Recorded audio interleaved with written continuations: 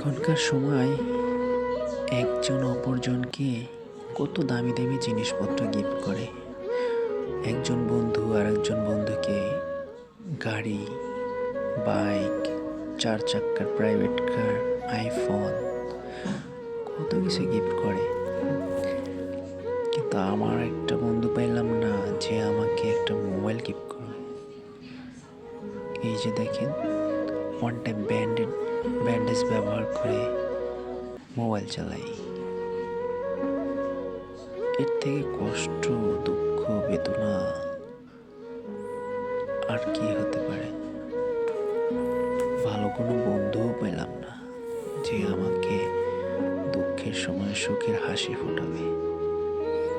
আফসোস, বড়ই আফসোস লাগে। টাকার অভাবে আজকে আমি ভাঙ্গা মোবাইল চালাই।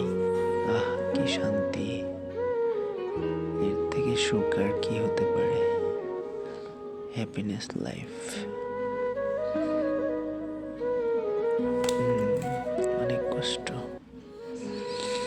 এই যে দেখেন মোবাইলটা কিভাবে ভাঙছে।